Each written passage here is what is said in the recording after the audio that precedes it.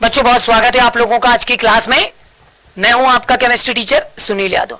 बच्चों आज मैं आपके साथ आज के वीडियो में आंकिक प्रश्न लेकर आपके साथ हूं, आंकिक यानी न्यूमेरिकल प्रश्न लेकर। ठीक है बच्चों, जिसके अंतर्गत मैंने आपके सामने पहला प्रश्न रखा हुआ है, दुर्बल विद्युत अपघट्य किसे कहते हैं। बच्चों आपको बताना है कि दुर्बल विद्युत अपघट्य क्या होता है। ठीक है, अगर आपने ध्यान दिया होगा तो इससे पहले की कुछ वीडियोस में मैंने आपको विद्युत अपघट्य के बारे में जानकारी दी थी। बच्चों बहुत अच्छी तरह से समझिए, अगर हमारे पास कोई सेल हो और हम किसी सेल में, या मैं अगर बहुत सिंपल स्तर में अगर आपको एक डेफिनेशन रिवाइज करके देना चाहूं तो मैं आपको यह बोलूं कि ऐसे रासायनिक पदार्थ जिनकी भौतिक अवस्था ठोस हो, ठीक है बच्चों, और तरल हो, यानी हमने पहले उसकी भौतिक अवस्था ठोस ली और हमने उसमें विद्युत धारा प्रवाहित करके देखा। हमने देखा कि जैसे हमने उसमें विद्युत धारा प्रवाहित की, उसकी ठोस अवस्था में उस पदार्थ में से विद्युत धारा प्रवाहित हो जाती है, पदार्थ आवेशित हो जाता है। अब हम उसी पदार्थ का क्या कर ले बच्चों, विलयन बना ले या उसको उसकी मोल्टन स्टेट में ले ले, गला ले उसको, और पुनः उसमें विद्युत धारा प्रवाहित करके देखें। अब अगर इस स्थिति में भी उसमें विद्युत धारा प्रवाहित हो जाती है और वो आवेशित हो जाता है, इतना क्लियर हो गया, तो निसंदेह बच्चों इस पदार्थ को आप क्या बोलेंगे, वो पदार्थ विद्युत अपघट्य माना जाएगा, यानी ऐसे पदार्थ को आप बोलेंगे विद्युत अपघट्य।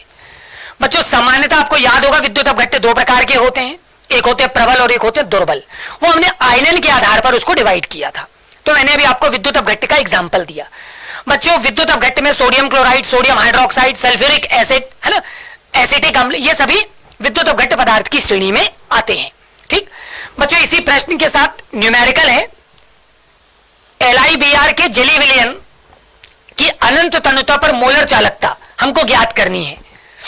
जबकि बच्चों Li प्लस आयन व Br नेगेटिव आयन की आयनिक चालकताएं आपको देखिए दी हुई है ना, ये आपको वैल्यू दी हुई है। तो अब हमको क्या करना बच्चों, हमको अनंत तनुता पर उसकी मोलर चालकता का निर्धारण करना है। कैसे करेंगे, चलिए इसके लिए सॉल्यूशन देखते हैं जल्दी से। तो अनंत तनुता पर अगर आपको मोलर चालकता ज्ञात करनी है बच्चों, तो उसके लिए फार्मूला होता है लैम्डा Li प्लस, फिर प्लस लैम्डा Br नेगेटिव। इसका मतलब है बच्चों कि हमने जो भी विलयन लिया हुआ है ना, तो यहां पर जो लैम्डा है ये धनात्मक आयनों की चालकता है और ये जो लैम्डा है ये ऋणात्मक आयनों की चालकता है। आपने कोलराउस के नियम के बारे में पढ़ रखा होगा कि कोलरास के नियम के अनुसार किसी अनंत तनुता पर किसी भी दुर्बल विद्युत अपघट्य की जो चालकता है बच्चों, वो उसके दोनों आयनों पर निर्भर करती है। उसका एक मान उसके धनात्मक आयन पर तो दूसरा मान उसके ऋणात्मक आयन पर निर्भर करता है। वही डेफिनेशन को बच्चों हमने यहां पर अप्लाई किया हुआ है।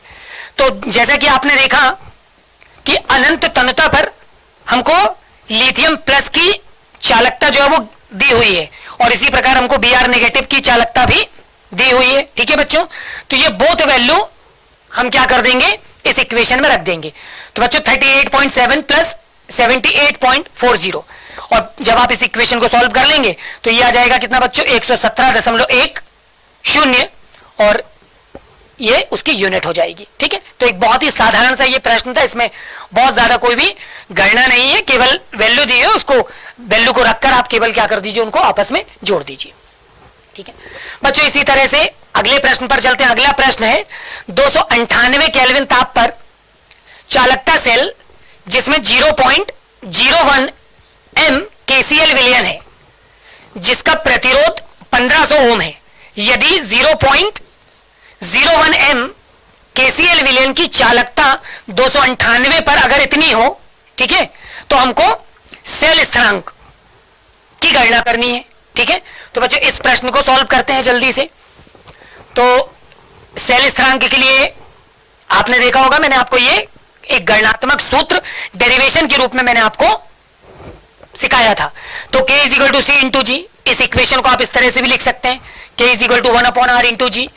जब इसको भी आप सॉल्व कर लेंगे तो ये वैल्यू हो जाएगी आपकी G = K × R। बच्चों फाइनली जो K है विशिष्ट चालकता वो आपको दी हुई है और प्रतिरोध आपको दिया हुआ है। आपने दोनों वैल्यू रखकर आप उनका आपस में क्या कर दीजिए, गुणा कर दीजिए, और जो G है इसको हमने क्या बोला है, सेल स्थिरांक बोला है। तो अब आपने सेल स्थिरांक का मान कितना प्राप्त कर लिया, 0.219। ठीक है, और यूनिट आ जाएगी आपकी, जो भी यूनिट होगी वो यूनिट आप ऐसी चीज मेंशन करते जाएंगे साथ में। ठीक है, तो बच्चों इस तरह से हमने क्या किया, एक अगले अंकित प्रश्न का अध्ययन किया, महत्वपूर्ण प्रश्न है। एक अगला प्रश्न आपके सामने, प्रश्न क्रमांक 3 बच्चों, 0.025 मोल लीटर इनवर्स मेथनोइक अम्ल की चालकता आपको इतनी दी हुई है 46.15। ठीक है, और इसकी वियोजन की मात्रा एवं वियोजन स्थिरांक की हमको क्या करनी है बच्चों, गणना करनी है। तो सबसे पहले बच्चों लेमडा H प्लस इंफिनिटी पर उसकी चालकता आपको दी हुई थी, इसी तरह से लेमडा HCO नेगेटिव की चालकता भी आपको दी हुई है। ठीक है, जो आपको दिया है वो सबसे पहले मेंशन किया हुआ है। फाइनली बच्चों लेमडा HCOOH को जब आप आयनीकृत करेंगे तो ये इस तरह से आयनीकृत हो जाएगा। आपको H प्लस अनंत तनुता पर H प्लस आयन की चालकता दी है और आपको अनंत तनुता पर HCOO नेगेटिव आयन की चालकता भी दी हुई है। बच्चों जब आप दोनों को जोड़ लेंगे तो ये वैल्यू आपकी 404.25 यूनिट होगी। ठीक है, इतना आप कैलकुलेट कर लेंगे। फिर हमने बच्चों इससे अल्फा निकाला, अल्फा निकालने के लिए अनंत तनुता पर HCOOH जो वैल्यू आपको गिवन थी और फाइनल जो हमने निकाला, दोनों का अनुपात निकाल देंगे बच्चों। तो जो वैल्यू हमको दी थी और जो वैल्यू हमने निकाला, दोनों का अनुपात निकालकर जब आप इसको सॉल्व करेंगे, ठीक है, भाग दे देंगे, तो फाइनली जो आपकी अल्फा की वैल्यू हो जाएगी वो हो जाएगी 0.1142। ठीक है बच्चों, ये जो अल्फा इसको हम कहते हैं वियोजन स्थिरांक। याद कीजिएगा 11th क्लास में आपने ओस्टवाल्ड के तनुता नियम में इसको पढ़ रखा था। ठीक है, या पढ़ रखा हुआ है बच्चों। इस एक महत्वपूर्ण वीडियो के साथ हमने कुछ और भी प्रश्न अंकित के लिए हुए हैं, वो प्रश्न एज अ होमवर्क के तौर पर मैं आपको अगली वीडियो में दिखाने वाला हूं। तो आज के वीडियो में इतना ही, तब तक अपना ख्याल रखिए।